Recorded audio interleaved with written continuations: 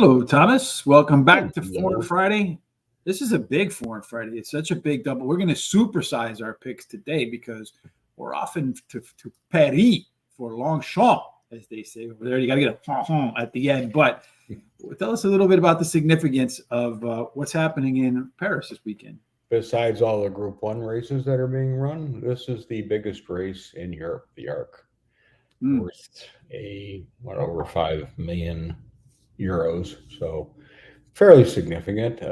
Been very few horses that have done the double, being they ran in this race, then they run the Breeders' Cup, and Abel was the last one to do it. But there are a lot of races here, and we could be seeing some of these horses in the Breeders' Cup because the timing would be right if they're in form and in top condition. And we did a few last year. Ken Ross was one of them.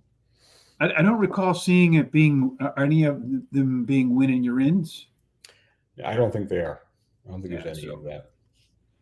That would be I didn't recall seeing that, but then again, a lot of the American stuff, for whatever reason, they didn't really show the French stakes races. So, all right, well, we're going to start off on Saturday. 5 races Saturday, 5 races on Sunday. You know, they say the going is soft, Thomas, over here. Yeah, it's drying out. Everything I've read to date is saying it's drying out. So I'm going to say it could be good to soft. We'll see. It's hard to say. Well, just looking at the weather, you see, look, sun. I would expect by Sunday, you got in the 70s and 80s. I would expect that the track should dry out by then and probably be upgraded to good, maybe as early as tomorrow time. I wouldn't be shocked at all. What about you? No, and the other thing to remember is most of the time, you know, the weather sucks at this time of year, and in Paris, and usually we get heavy, very soft. So this is extremely unusual. All right. Well, let's not be unusual in our approach, Tom. We do things a certain way around here. We're going to start off with race number 1.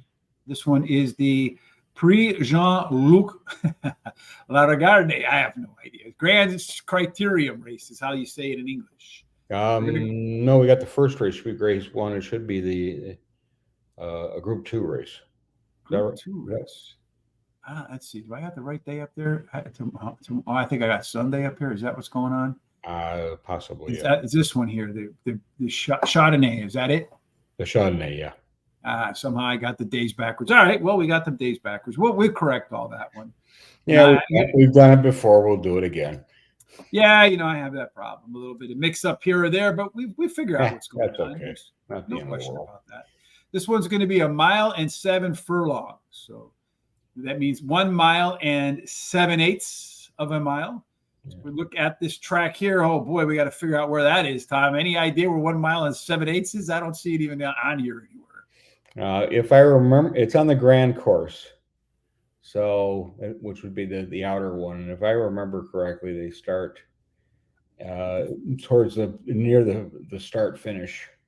Yeah, I would guess I'm not 100% sure. It'll be perfectly. I should have looked it up because, yeah, this is not a short race. Now, just looking at it here, you see that it goes. I mean, here you got 1.5 miles. So I got to imagine it's going to start back here somewhere, and then come up around through here, then all the way back around, and then back down. Yeah. All right, that would be my guess, folks. We'll see if indeed that's how they actually run. Again, if we got it wrong, we got it wrong. Yeah, well, we don't care if we get how we want to get the picks right. Yeah, that's what we're aiming for. That doesn't always work out either, but we certainly try our damn best to make that work out. So basically a 2-mile race. I would expect that in the beginning, Tom, they'll probably come out of the gates a little bit on the slow side and then try to work their way up towards the finish line. So is there any advantage to being inside, outside, front runner, coming off the pace? What do you think? Being this the first race, it'll be interesting to watch where they decide the going is best for the jockeys want to sit. My guess is going to be more towards the middle of the track than towards the rail, and then we'll see how when they turn for the finish, what it looks like. And so yeah, it's really going to be an interesting race because Gallerist number 4 is like out of its mind racing right now. Mm-hmm. It's winning all these long races like they're nothing. I mean, he's the favorite. I can't get past him. I mean, I tried. I looked at some of the other horses. I'm going, none of them has accomplished what this horse has accomplished. Is that your top pick, Gallerist? Is that what we're starting? Number 4. Yeah, I want to start there. I'm going to take 9. D. Shingus, I guess, star. Last 2 races been okay. I got a 2nd and a 4th. These are enlisted and Group 3 company at 2,500 and 2,800 meters. Gotten very good ratings, and so I think this is a good spot for it to pick up a nice check. Beating the top horse, it's gonna be some doing. Finally, I'm going to take number 5, Harbor Wind. Ships in from Ireland, has run promising races, very promising races, because only run 4 races and lost 1 of them. So, and distance seems to want more distance. Last race was at Leopardstown at 2,800. I don't see this adding a little more distance going to hurt this horse at all. All right, that's Tom's first 3. Hopefully, we get some good odds on some of these horses. Yeah, not this one. Yeah, well, not the first one. That's funny. I think you're rubbing off on me, Tom, or something. I don't know, but because when we would go out do our international picks, and you'd be over here, and I'd be someplace like on Mars, and now we're starting to gravitate to the same planets. But I have the 9 horse as my top pick. I think this one hasn't yet come to catch a really good surface yet, so maybe firming up will be a positive. The lone win that this horse has been in the 3rd race after a layoff. So I think you're going to see some improvement today at 16-1. Obviously, the bettors don't think so because it started at 10 and it made its way up to 16. So we keep on going up. We'll take the W. The number 4, Gallerist, is my second choice in here. 1-5 in a row. I can't really argue with that whatsoever. This horse is making its 2nd start after a layoff, and the most recent pair of second starts after a layoff. Saw the horse do better than it did in the first one.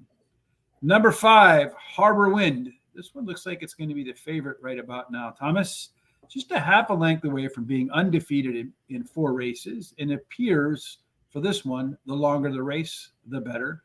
And then finally, number 7, the double major is my 4th pick. Just missed. Versus that one you said is going crazy out of its mind, Gallerist, last out. This is a horse that's always involved for the win at the end of the race. So 9, 4, 5, and 7 for me on the first race on Saturday. Tom, any idea what time approximately they start?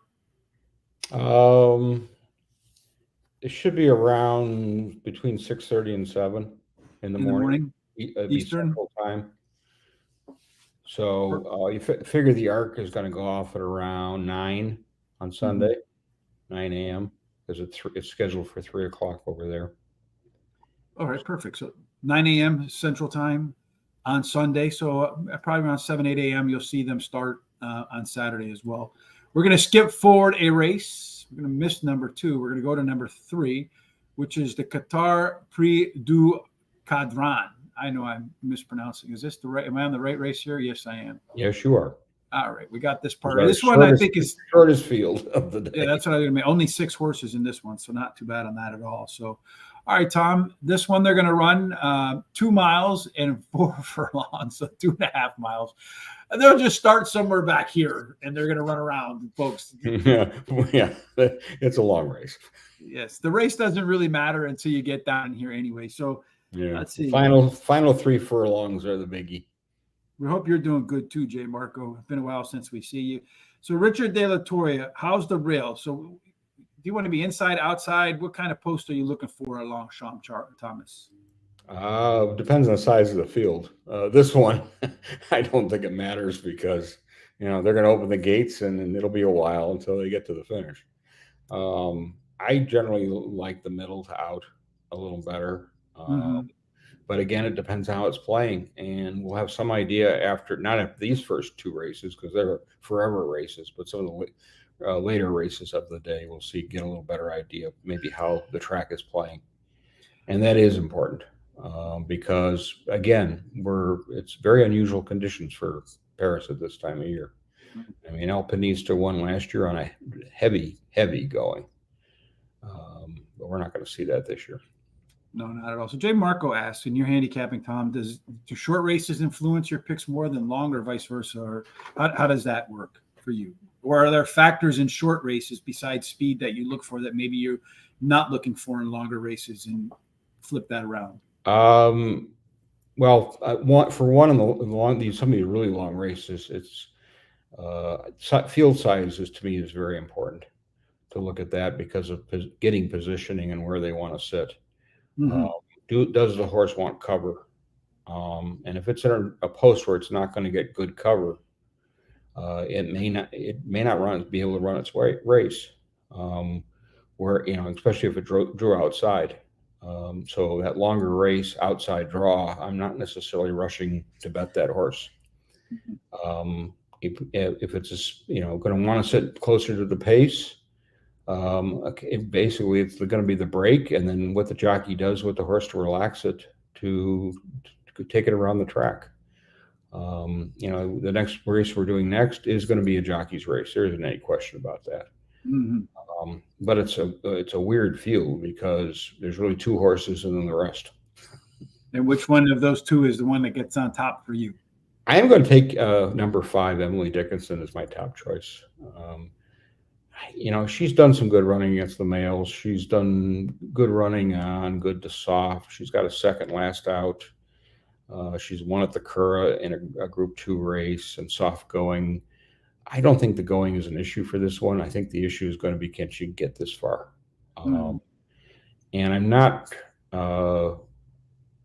it's one of those horses where it's hard for me to play Trueshan, who I'm going to pick for second, because the going, it doesn't favor him. He wants it soft. He wants some moisture in the ground. And if it's drying out, they may scratch him. It's very possible. Finally, I'll take number 5, Run for Oscar. He's not winning, but he's running okay. And with a short field, I think he can hit the board, and I think he's better than the other two in here. Trueshan is the defending champ, I believe. No, 2021 he won it last. Won it last 2 years ago. Right? Well, he's the ex-defending champ then. Yeah. And what are the things that Jay Marco was asking about in terms of what I try to look for in the race is how many horses are going to go to the front, how many are going to go to the back, how many are going to be in the middle, just kind of get an idea of where the shape is. And then once you get an idea of the shape, if there's too many that want to be up front, they're going to run fast. If there's not enough up front, they're going to run slow. So if they're going to run slow, then you want the ones up front. If they're going to run fast, then you want the ones in the back, that sort of thing, or the speed of the speed. This particular race, I think Trueshan doesn't really have a whole lot of other speed around it. Most of the other horses, just looking through the comments, look like they really want to come from off the pace. So I think he gets to the front, runs soft fractions, and the closers try to run him down if he doesn't scratch. Moonwolf, the 2-horse, this one has fared well at Longchamp, and hopefully it fares well at 28-1, Tom. Extra distance, I think, is really helpful for this horse, as will be good footing. And number 6, Emily Dickinson, won by 5.5 lengths the last time the horse made its first start after a layoff. Has multiple good showing in good ranks, but I am a little bit concerned about the distance in this race for that horse. Is that a same concern for you? Yes, it is. And she was cross-entered too. She was entered in the ARC, and she was also entered in the Fillies and Mare race, which is actually run today. It will be the next race we do. And they opted to go with this longer race. So it will be interesting. Or maybe they opted to go with the shorter field. Possibly, but this is a group. Yeah, it's a Group 1, so it definitely got importance in terms of the black type. But the other races are certainly more prestigious. Let's take a look at that next race that you talk about. We're going to talk about, Tom, race number 6 on the card. This one is I love trying to pronounce these names. I'm not even going to bother. What is this one called, Tom? I'm going to say PRIX de ROYALLIEU. It's a race for fillies and mares, 3-year-olds and upwards, and we are going 1 mile and a 6 furlong race. So it's a nice long race. So once again, we're going to start probably somewhere around here. We're going to make that turn, come down the Grande course, and then come back to the win and place or the finish line, as we call it here, Tom. Again, keep an eye on how they're running in the early races to see what part of the track the horses and the jockeys and the trainers want to be on, to get a sense of which one of your best picks has a good shot to get to that zone. All right, Tom. So who do you got winning this race? I'm going to start with number 3, Mellow Mellow. I had strong efforts on this over this course this season with a win. What's the name of the horse, Tom? Pardon me? It's number 8, Mellow Mellow. Yeah, Mellow Mellow. She's ran 20 days ago, second in a Group 1. That was at 12 furlongs. She's just been in form nicely, and she's a good little fighter. And I think this is the right spot for her. 15, Library, is going to be my next choice. Improved with a nice run in a listed race at the Curl last out, and then ran a dud. Let's see. Number 15. I'm not seeing 15 on our list. Thomas. Library got scratched. Right. Number 14. All right. 14. I'm sorry. I got the wrong numbers. That's okay. I'm finding them. I should read the names and not look at the numbers. But anyway, Library, number 14. Sorry. Library. I thought it was going. Her last 2 races, she keeps improving. She's running in Group 1 company. She ran Corcoran and ran a second in Group 3. She's involved in the races. This is maybe a nice race for her to show her best. And finally, I'm going to take Thunder Roll. Won its last race running second or third in the previous races before. So it's been doing it. But it doesn't, when it loses, it doesn't lose by much. I mean, and interestingly, the last race was its first win, even though it'd been running in some okay company. Joseph O'Brien must think he's got a shot to place this rather aggressively in this race. I'm going to take a roll. I think it's a price without question, and I'm going to try it. I'm going to try number 10 in this 14 horse field. Shamida. This horse is 2 for 2 at the distance, so the long race won't bother that horse. Also, never a bad race in its 5 starts so far. And what I like about this horse in a deep field is that it does have some versatility. It can be middle, forward, or back and still get the job done. And as you mentioned, Tom, in some deeper fields and longer races, sometimes having that versatility can make a big difference in being able to get the job done. So you don't you don't lose the race when the race gets started. Well, and the draw becomes very important. Mm-hmm. And it's got a good draw. Number 8, Mellow Mellow. Your first pick, my second pick in there, Tom. Likes Longchamp. 3 times out with a win, a couple of seconds in there. And if you kind of dig through the past performances and you just don't look at the bottom line, you'll see that one of those misses was by a neck and the other one by just a half a length. So it's a neck and a half a length away from being undefeated in 3 at the track. Number 7, Sea Silk Road, my third selection. Hasn't gone this far yet, but I don't think that's going to matter because this horse is a closer. The longer the distance, the more it'll probably appreciate the additional runway. And then finally, number 4, Alpenbloom. Is that German name? The F maybe should be in there. I'm going to take a bomb yet on this one here, Tom. 40 to 1 morning, 40 to 1 as we speak now. 33 to 1 is where it opened up yet.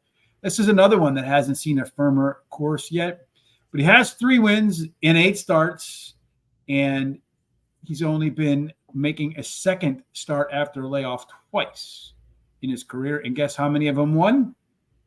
2 for 2. So maybe this horse is targeted for the second start after a layoff, and I'll be certainly happy if it comes home at 40 to 1 or higher. That would make my Saturday morning.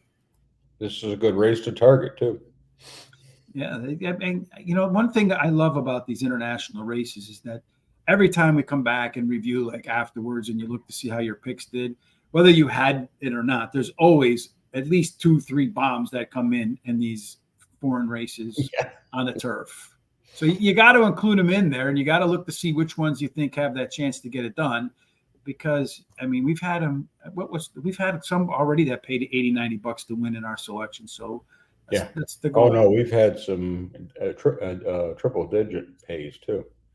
$125. I think it was $128 winner we had in one of our picks. Hopefully we got a few more of those on Saturday and Sunday. I'd like to get one. I'd like to be able to get them every one of my picks. Just, like a Back to the Future, to get the news, tomorrow's newspaper today, just one time, just once. That would be fair. Anyway, this one's going to be 1 mile. So more traditional distance for the Daniel Wildenstein race at a mile on the Longchamp course. It looks like they're going to start here, and then they're going to come up and then around and down. So not 2 turns. It's kind of a 1-turn race, but do they treat them like sprints over there? Sweeping turn. Yeah. Well, here 1-turn races are considered like a sprint, even if it's a mile. Is that the same over there, or is it a mile and it's a closer's race on the turf? I mean, it's the mile races are really one of the, they consider to be one of the classic distances. Mm-hmm. And we do, but since we run dirt and turf, and most of our turf races are going to be 2 turns for the mile at most tracks. Mm-hmm. There's Belmont being the exception.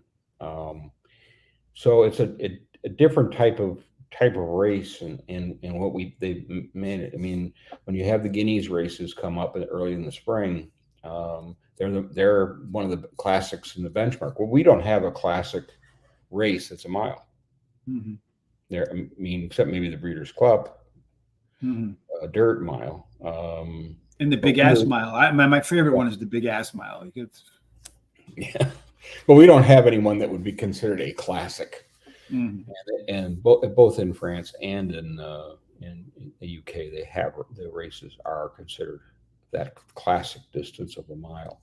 So it's really a great benchmark, and it's also reflected in some of the breeding of some of these horses, like Dubai, who was an excellent miler in his day, and we'll see what Baid can do, who was also a pretty good miler in his. Pretty good overall, yeah. Yeah. So it'll be interesting to see how some of those horses, what kind of.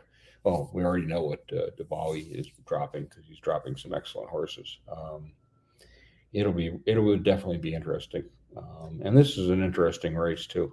Well, Richard Abeliar says Daniel Wildenstein owned Steinlen and Aquarius and still holds the record for 133-1 payoff in Classic. So there you go. Let's see. Any 133-1s for you in this picks, Tom? No. I went with 8, poker face.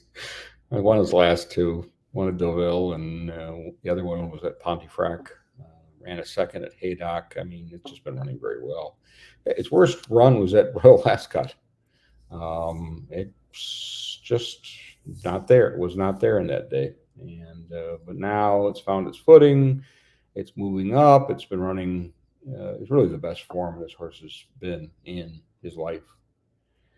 Number 3, Fast Raj, is going to be my next choice. Toss last. It was a mess. Never in the race. It was a Group 1. Yeah, just terrible. Previous to that, it won 2 races. Won a Group 3 race and won a listed race. Mm-hmm. He does like to run stinkers every once in a while, and then he comes back with some decent races. So let me ask you a question then, Tom. That's why I'm going to throw him in there, if you don't mind. So you say toss the last race. What are the criteria for you to toss it or not toss it? Well, first and foremost, if you blow the start, I toss the race. Mm-hmm. I mean, especially at a level, this kind of level, and we're going to get to a horse and on Sunday that did blow the start last out. And the thing is, if they rarely do that, or not at all, and then all of a sudden they got a starting gate problem, that's not a true reflection of that horse. Mm-hmm. I mean, I don't know how you feel about that, but to me, I look at it and go, yeah, no. Mm-hmm. That's not to what its form has been. And of course, with Fast Roger moving up in company, it may not be a Group 1 horse, mm-hmm. but it certainly proved itself at lower levels. So that's why I'm saying, maybe it was over its head. Let's get it back to a level where it belongs. All right. What's next? Finally, I'm going to take Witch Hunter. The winner last out at Group 2 in Newbury. I won at Royal Ascot, and then ran some pretty okay races. If you didn't look at the odds of Royal Ascot, it was 50-1 that day. So you're not going to get that price here, but it did pay very well at Royal Ascot. Well, that's a bummer when a horse hits at 50-1, right? Because even if it runs a stinker this time around, you're not going to get 50-1. There's no way you're going to get 50-1. Coming off a big win. So I like Embesto as my top choice in here. 3 of the 4 races that's put on paper have been solid, with the second in there on the 4th race. Should sit mid-pack, I think, this horse, and then attack late, which I think will be the winning running style. When I watch these foreign races on the grass, it seems to be the winning style more often than not, middle and back, and then just charge late. And I know when we've had on different jockeys from England or Europe that have come over to the United States, they've talked about how the US, it's go, go, go, go, go. And over there, they're a little bit more patient coming out, try to get settled in, and then save a little bit for the end. Number 5, Poker Face Tom is my next choice up in here.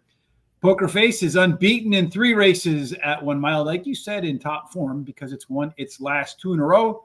It's tough to win, I think, 3 races in a row, but these are all high quality horses. Can make it happen. Yeah. These are no slouch horses here. Yeah, none of them that we're working with on this day. Isaac Shelby, I think this one will be one of the favorites in here, Tom. Going to be one of them, but deserves to be. I think he does deserve to be the favorite here because he's mostly handled his business in 7 group races following its debut. So went straight from the opening race right into the group company.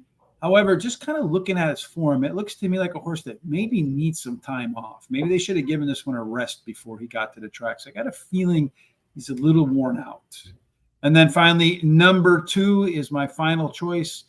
Caracal, 10-1 right now, jumping up from the morning line of 8-1. Won 3 of its 4. Something went wrong in the loss because the horse was sidelined for more than a year after that. Then it came back to win, and it's a pretty good sign of a high-quality horse. I'm a little concerned after that time off to come out and put in a winning effort in a tough race that there could be some regression here. But if not, and the horse takes a step forward, I can see that one winning this race too. But you're going to get some good odds. What the favorite is 7-2. So this is a really good betting race, Tom. Wouldn't you say? I think it's a great betting race. I think they all are because you got good horses and you can. Well, the short field one would be the only one I would say. It's probably one I would easily pass. I'll watch it, or but I don't know if that would be one I would bet. Do you have the willpower to pass, Tom, after you've done the handicapping? I know if I've done the handicapping. Sure. Oh, yeah, I have no problem passing on a race. See, for me, once I do the handicapping. Yeah, some of these you just sit there, you go through it, then you go back and look at it the day of after you've done the work, and you go, okay, there's 26 horses. I've got 8 of them I think could win. And you're going, yeah, right, now what do I play? Yeah, and those, I like to try to play the exactas and trifectas in those races and try to, okay, here's my 3 horses that I really like. So I'm going to put them maybe in second because they can't all finish first. So I'm going to put them in second. Then maybe put my top 4 horses in first and then everybody else that I kind of like behind it. Maybe spend $12, $20 and hope that it goes longest, the odds go the longest, the second longest to the third longest, boom, boom, boom, and you get paid. But then the more money you put into it, the higher the probability is it goes hard favorite, second hard favorite, third hard favorite. All right, the last race that you and I get 920. Yeah, then you get back half of what you paid into it, right? You won, but you lost. The last race that we're going to cover on Saturday is the QATAR Prix $1. I know how to pronounce that one. This one is 1 mile and 2 furlongs, so 1 mile and 1/8. So they're going to start here at the crossroads. Some of the horses are going to go this way, and some are going to go that way. The ones that go this way will have an advantage. For most of these races, we're on the grand course. Yeah, I'm just kidding. So they'll come up this way. Can you imagine if they went like boom, boom, boom, 3 different ways? That would be pretty funny. I don't know. Speaking of which, before we move on, did you see the horse at the Tour de France? Yeah, no. I heard about it, but I didn't read the article yet. Yeah, just Google it. Go to Twitter or YouTube or whatever and Google the horse in the Tour de France. So all the competitors are coming by on their bikes, and there's a horse just kind of grazing there, and he sees them all coming, and he just starts running, and he jumps over the fence, and then gets like in the pack of all of the bicyclists, and he's running down the road with the bicyclists. And the thing is, he's staying in stride with the bikes. He's not going faster or slower. He's like running in rhythm with the bicycles, and all the bikes go around it. And however fast they're going, he's like right in the middle, like looking around like, hey man, what's going on here? It's actually a pretty cool video. But anyway, they're going to run a mile and 2 furlongs. They're going to come around here on the grand course, as you mentioned, Tom. Who do you have in the last race on Saturday that we're covering? I'm going to start with Jack Darcy as my top choice.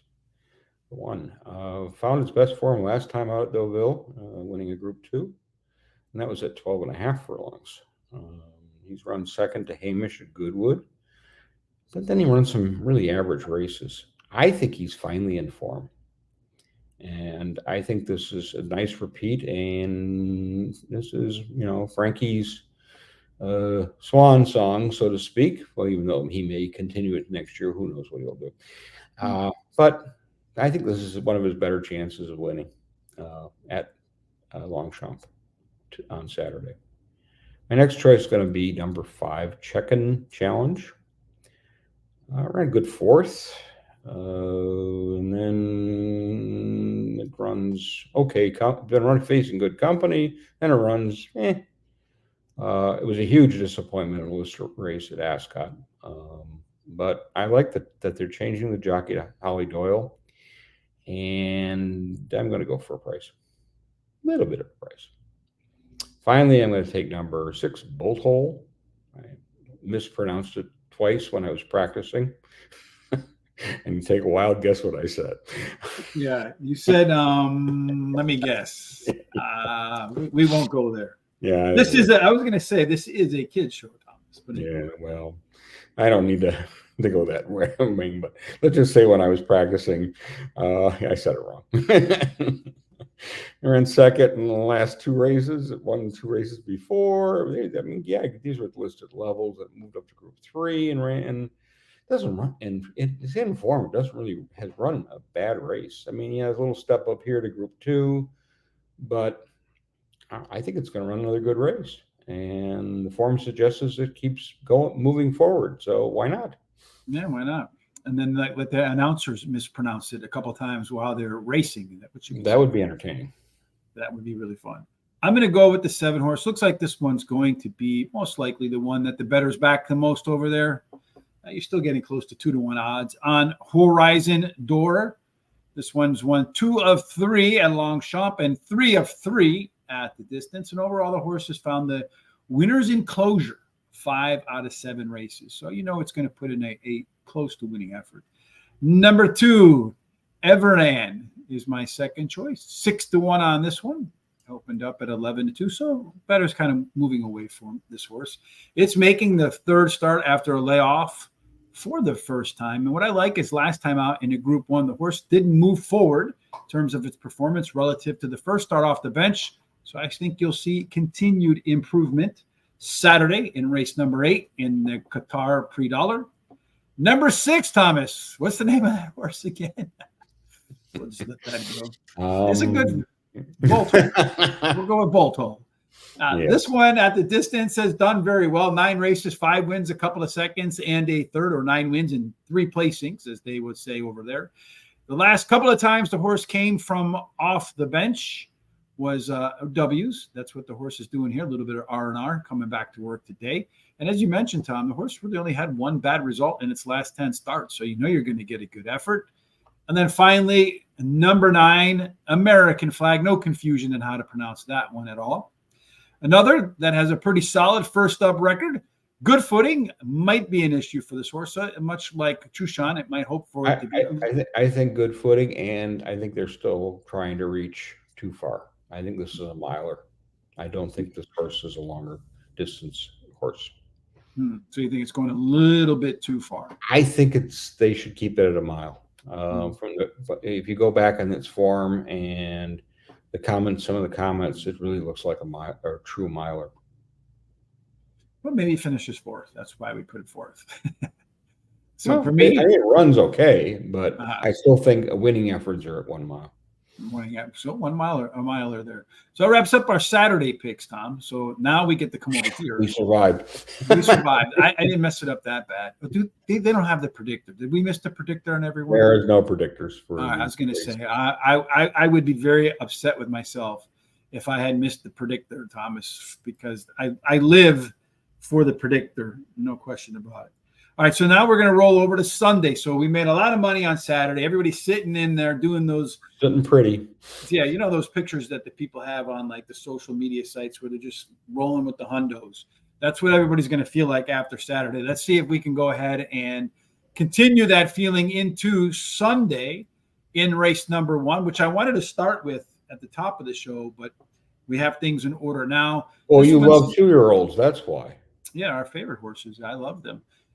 Because anything can happen. And this is the JEAN-LUC. It usually does.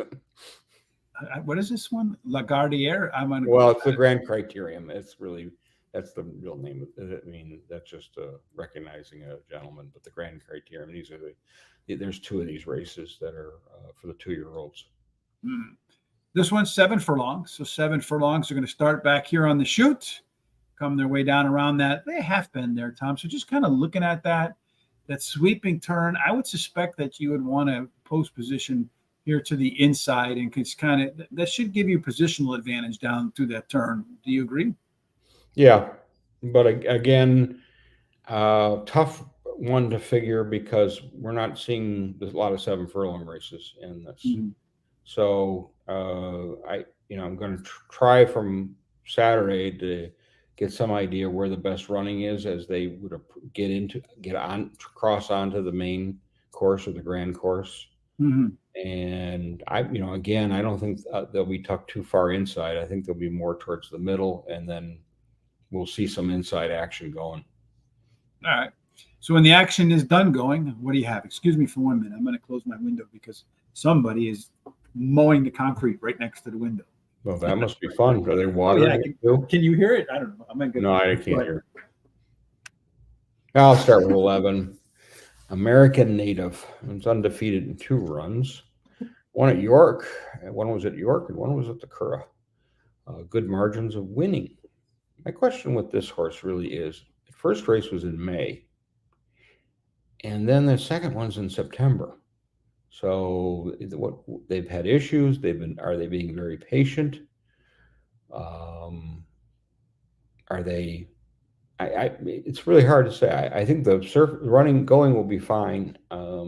My question is why that break?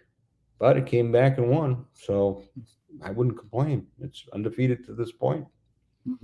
One Zaybara, I guess. I don't know. One of the last started at Group 3 at Paris Longchamp by a nice margin, a little over a length and a quarter. It ran second in its previous 2 starts and it ran its debut also at Paris Longchamp. So it's, guess what, undefeated at this track. If it was to win, I wouldn't be surprised.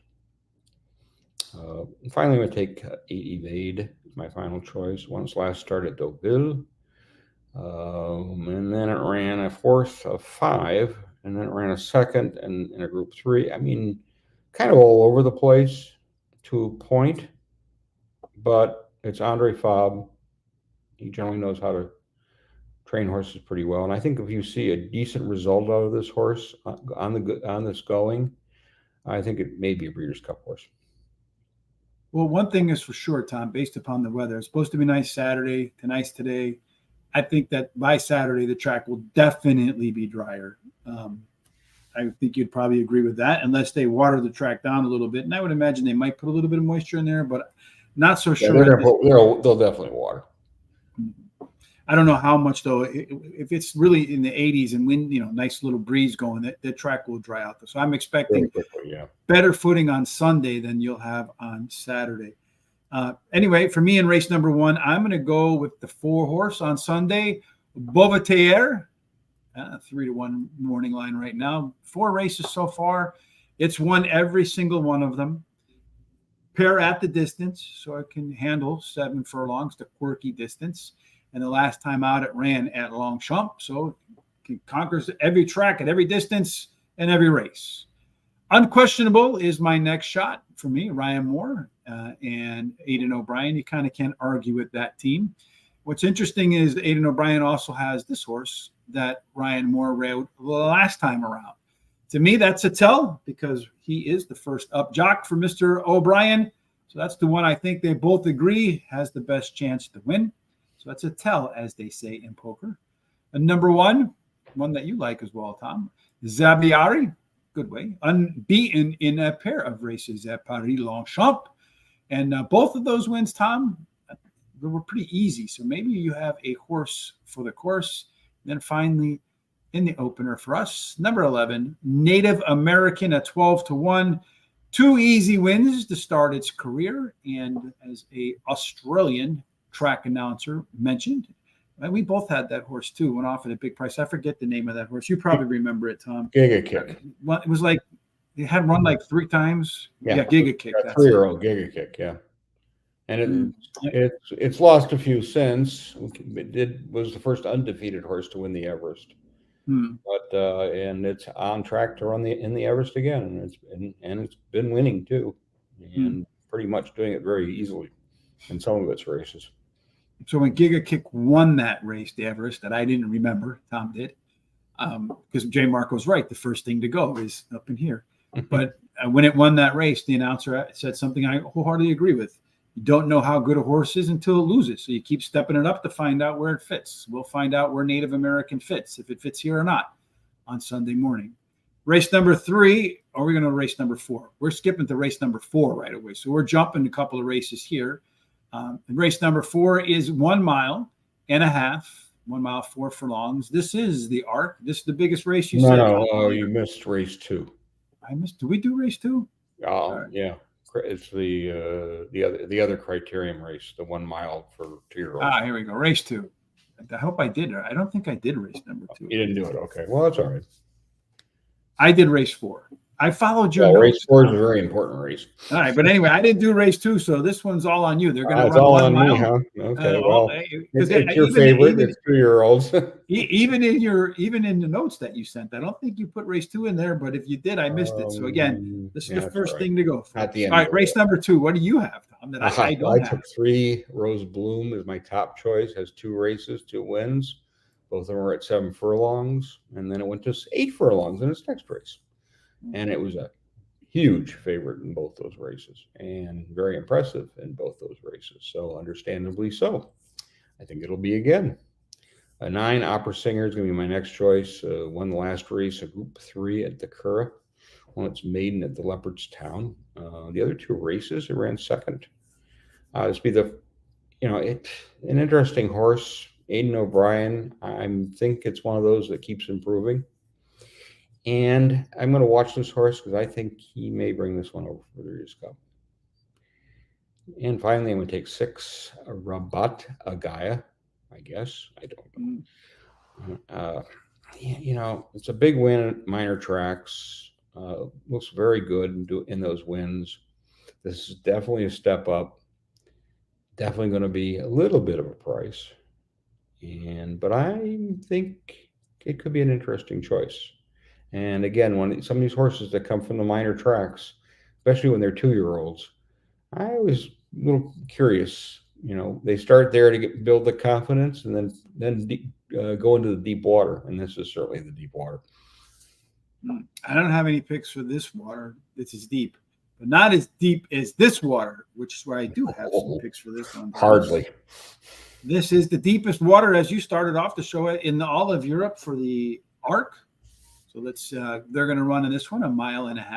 So we're going to start here at the crossroads again. Some are going to go here, some are going to go here, and some are going to go around there. No, they're all going to go this way. Over the river and through the woods. Yeah. Well, the ones that go this way would be like, I remember, what was it, the Tour de France again, where somebody like hid in the fog and then kind of like joined him at the end, and we set like it was a marathon where someone like in the fog cut across the field or something, and they ended up setting a record by like some ridiculous amount, and they're like, something has to be wrong, and they realized they went through the fog. Anyway, they're not going to run through the fog here. They're going to come up and down and around and come through here to the winner's circle. They're going to run for a lot of money, Thomas.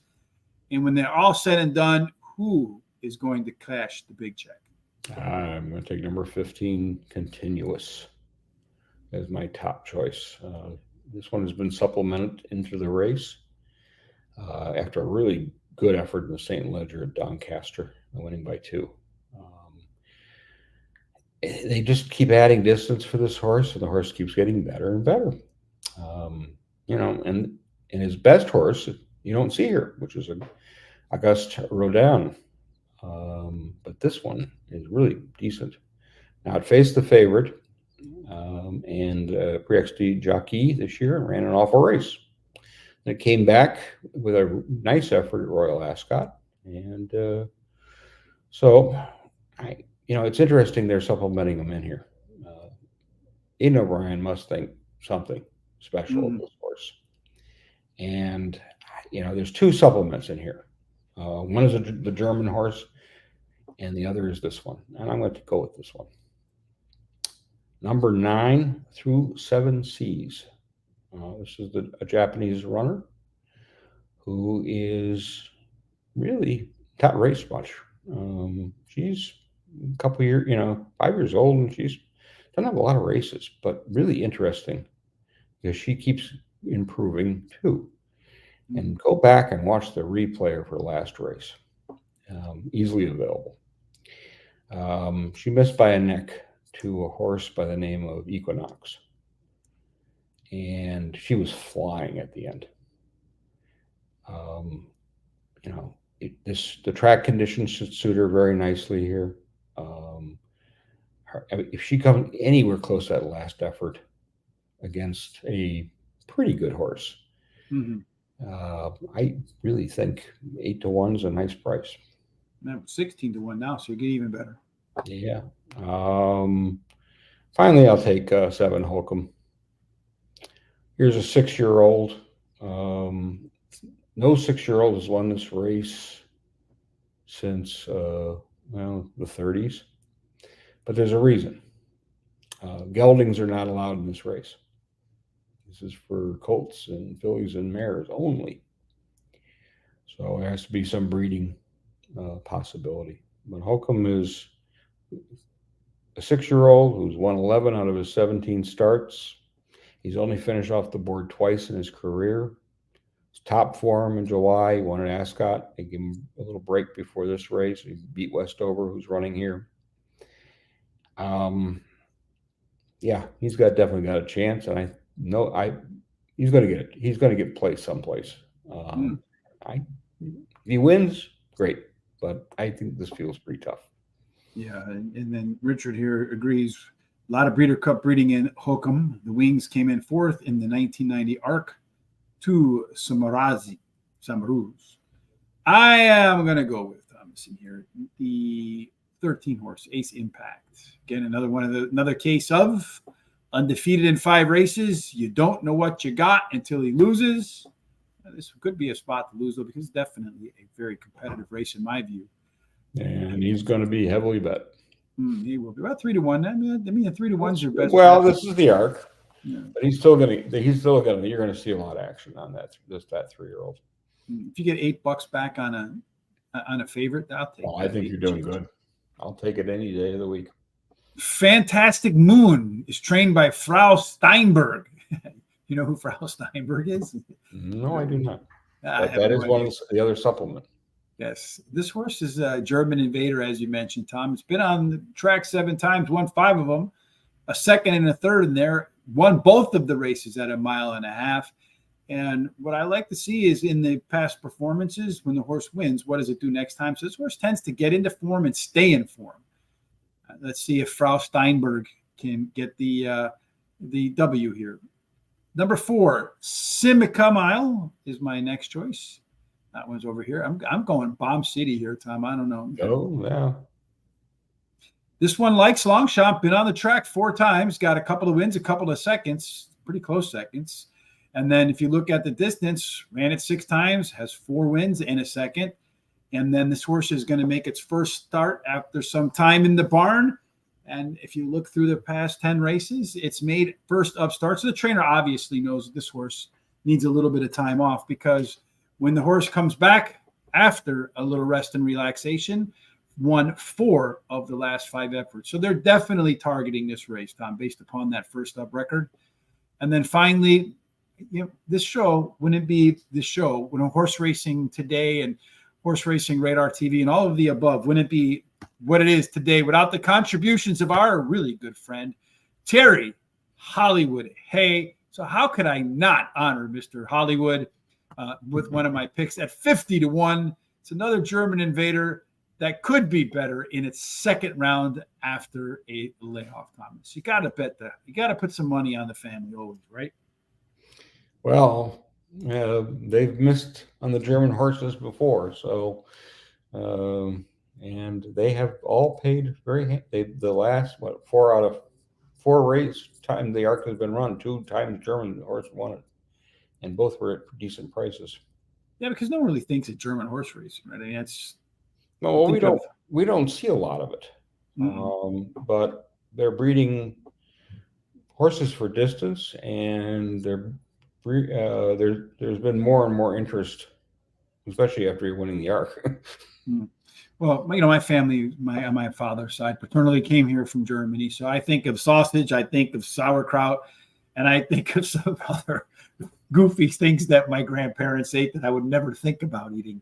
I don't think about horse racing. In any case, race number 5 is the Prix de l'Opéra Longines. This one's going to go 1 mile and 2 furlongs, Tom. Again, starting at the crossroads, coming back around there to the W. So a couple of these that start at the crossroads. Keep an eye out on how those races play out, which post positions do their best, and maybe reorganize your picks to suit what the track bias might look like come Sunday. With or without any track bias knowledge, we still have to make our picks, Tom. So we're going to do it cold. Nothing but straight up integrity picks. Who do you got? 10, Musk Acola. One last time out at Dusseldorf in a Group 1 and by a neck. She's won last 3 races actually quite nicely. Her first start was in May. It was a second, and then she went right in winning.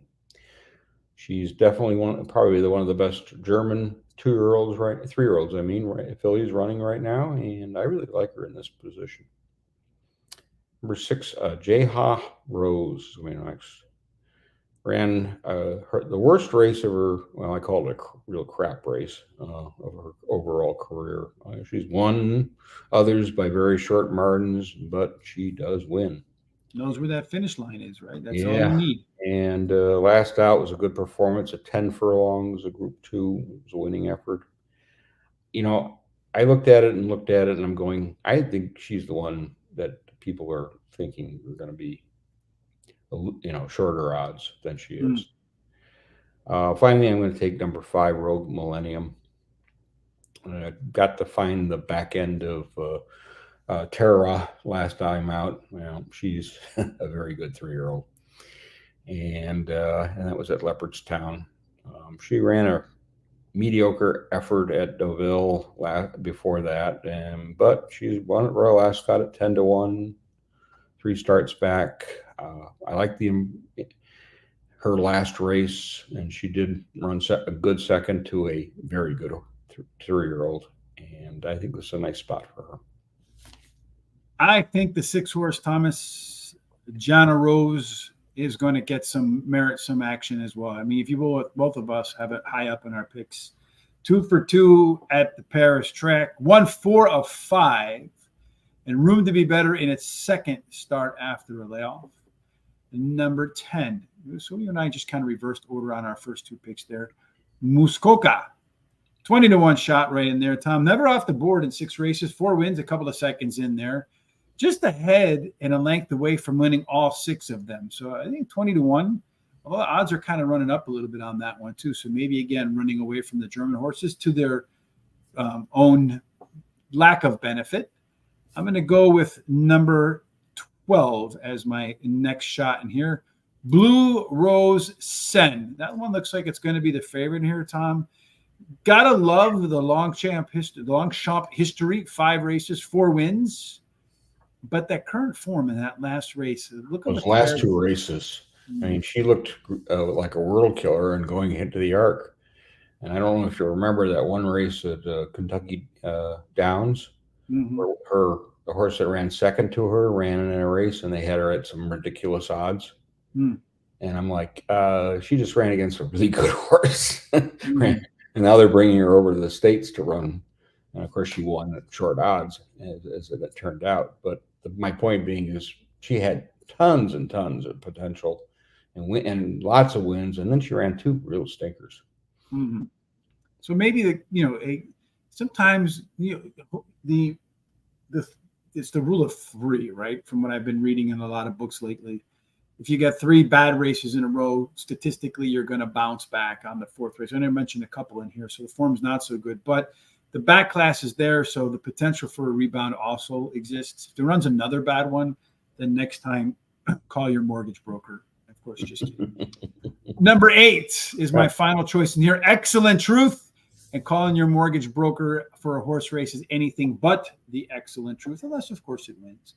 But this one's been in the money, 6 of 7 lifetime races, at the distance a couple of times. And again, this is another wide open race. I feel like you can make a case probably for 8 out of the 12 horses in here, Tom. I think between you and I, we made a case for at least 6 or half of the field, if not more. Yeah, the Opera is a very tough race this year.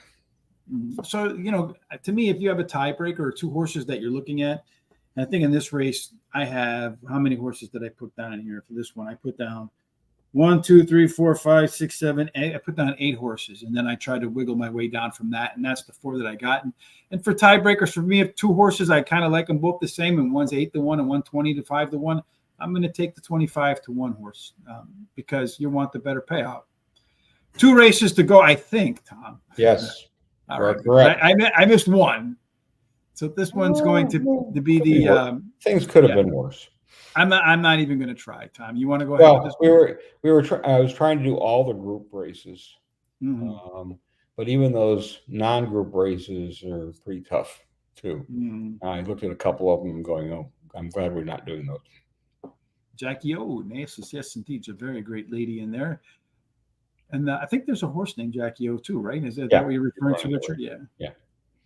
All right. So this race here, Thomas, 5 furlongs, the Prix de Longchamp, Longines. There you go, Thomas. It's a 2-year-old.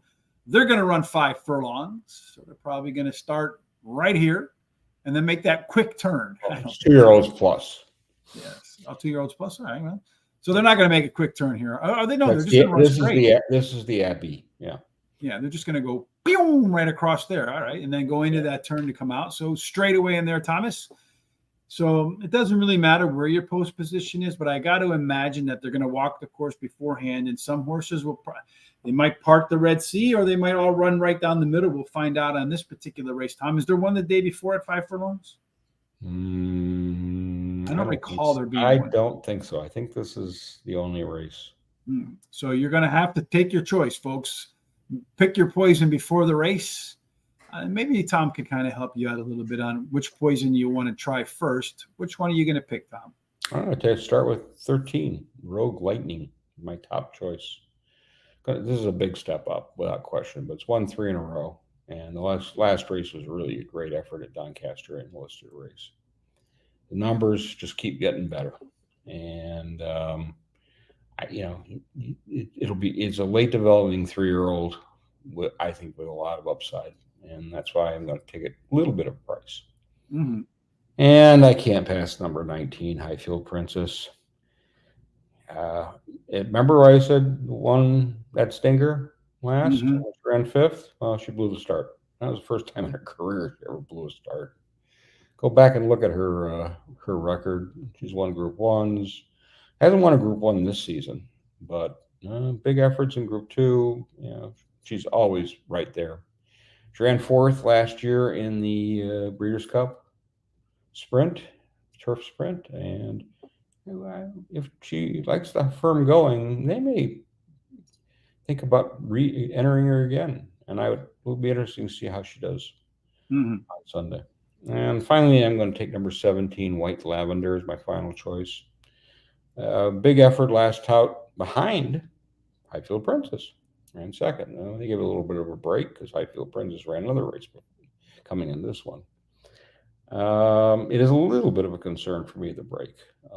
Has won first up before, has a win over this course. So I'm going to throw it in there.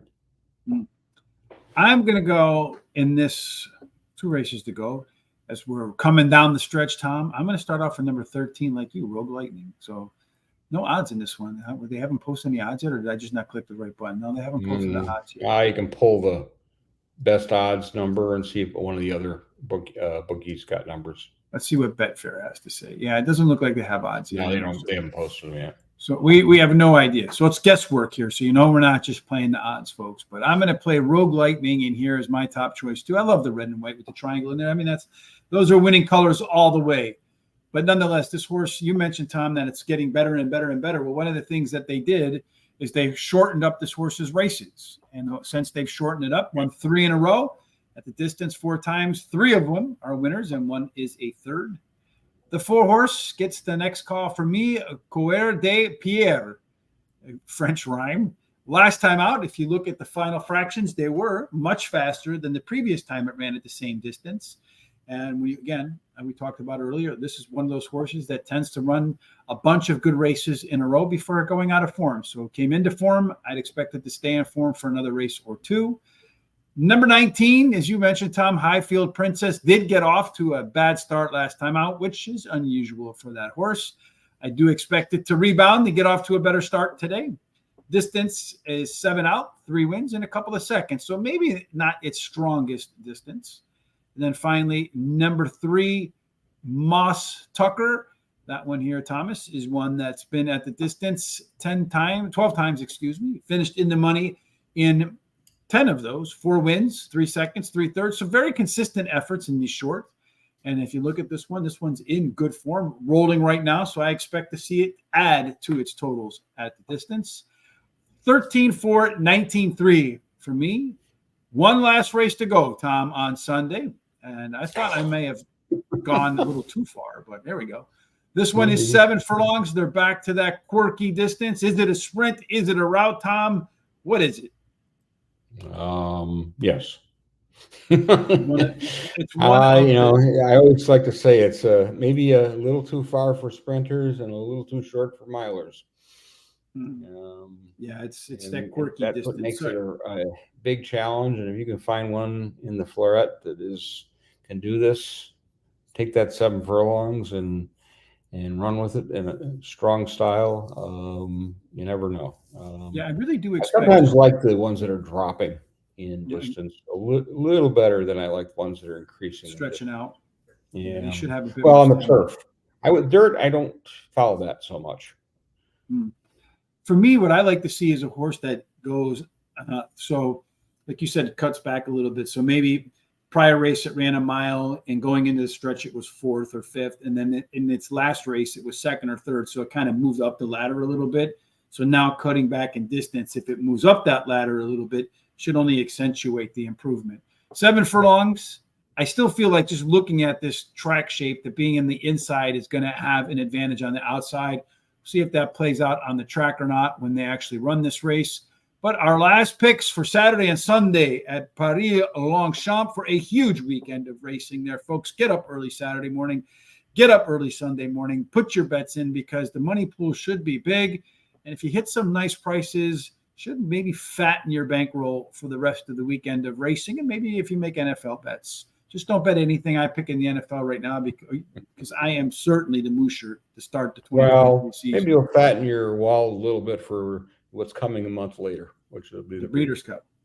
Indeed. And frankly, the Melbourne Cup, if you really want to get it. Which we'll cover a couple days before the Breeders' Cup. So that'll be a busy week for us. What do you got to end the show here, Tom? I'm going to start with 6, Top Gear. After running some good races, he tossed in a bunch of average efforts. And mainly these are running at a mile. So they're going to drop them from a mile to 7 furlongs. And last time he ran this distance, he won. But he's also run at 6 furlongs, 1, 6.5, and 7. And guess what? Also, he's undefeated in those races. So maybe he's not a miler. Maybe he wants that 7 furlongs. And that's what I'm hoping for, because I'm going to take him. That's that tweener horse we talked about. Yeah. 12, Chardonnay. Sauterne is my next choice. A big effort last out. Group 1 was at a mile. Probably the best race of its career. But she's never been out of the money. And only once time in her career has been out of the money. This will be her first start at 7 furlongs. But it's a battler, and it's got a good record on the all-weather. It's undefeated on the all-weather, incidentally. And it's good record on the turf. So I think it's got a good chance here of doing something. Finally, I'll take last year's winner, which was Kinross. Kinross won the race last year, then went on to the Breeders' Cup Turf Mile and finished a 3rd at a big price. Started the career at Royal Ascot, and it was a bust.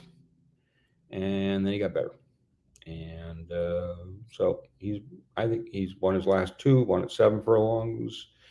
They were both at 7 furlongs. One was at Goodwood, one was at York. Those were in Group 2 company. So he's in form.